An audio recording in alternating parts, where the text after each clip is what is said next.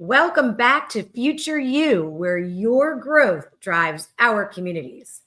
With me today for another week of exciting updates is my pal, Andy Fulton, President of Sales with Future Home Loans. Andy, how you doing today? Doing great, Andrea. Thanks for having me. Happy to have you as always. So let's talk a little bit. There's been some changes since we talked last week. Inventory seems to be down a little bit, but purchase applications seem to be going up. How come? What's going on?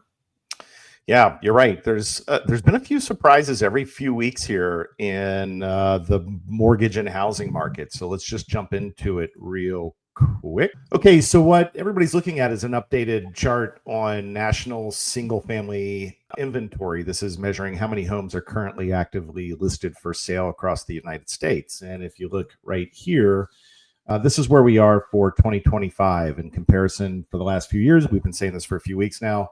We are way up in inventory. We're still not back to the pre-pandemic levels. It's going to take another 150, 175,000 homes on the market to be back to where we were in 2019. But if you see that little dip in that line graph just in the last week, that's the surprise. Usually during this time of the year, if you look at some of the other lines, they start going up pretty fast.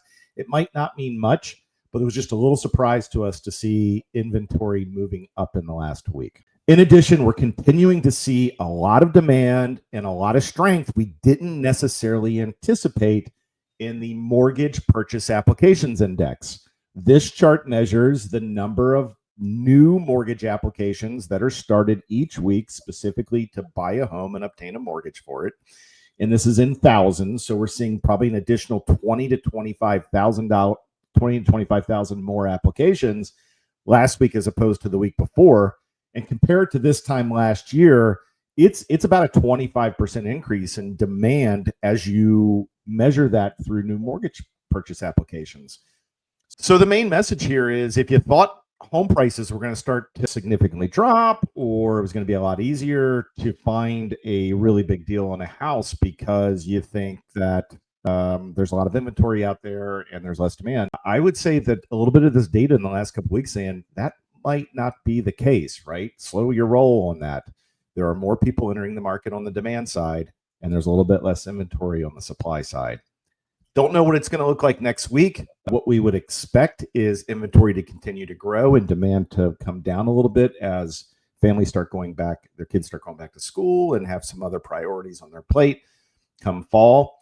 But as of right now, demand's up, inventory's down, supply's down a little bit, and that could create more opportunity for sellers than buyers in this market. The last thing I want to hit is what's happening with mortgage interest rates. So what you're looking at here is a line chart of the spread between the 10-year United States Treasury bond and the average 30-year fixed rate mortgage interest rate. And as you can see, today's 10-year Treasury, we're talking on Monday, this will come out Wednesday, is 4.429%. And if you just look at the 2025 line chart, it's somewhere between 2 and 2.5%, let's say 2.25%.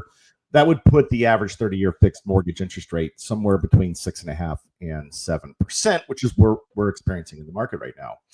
Had this been 2023, if you look at that line chart up above, 2023 represented an almost 3% spread between the 10-year Treasury bond and 30-year fixed mortgage rates. So if we were still at that spread level, we'd be experiencing 7.5% mortgage interest rates right now, which we're not.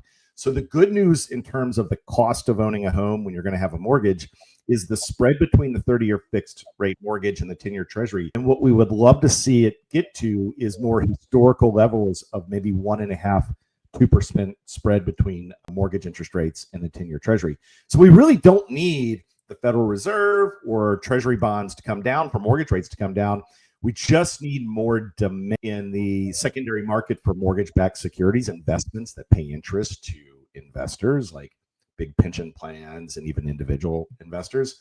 And as mortgage-backed securities become more attractive in that market because of the yield, it's very possible we might see the spread continue to come down and the cost of owning a home to come down as well. Andy, you must have been a break dancer because you can sure break down the market. Yes, I did break dance when I was a kid. I grew up in the 80s. Break dancing was cool. I was terrible at it, so I might be better at break dancing on mortgage topics than an actual cardboard box. Well, you rocked it. So, delayed financing is a super interesting topic. And for those of you that are not aware, what delayed financing allows your client to do is they buy a home in cash because it's a bidding war. They have to. They buy it. And then afterwards, they're like, oh, I kind of need that money, or I would like that money to do things on the house. How does this program work? It's kind of what you said, right? So if you have the means to pay for a house for cash, you can do it.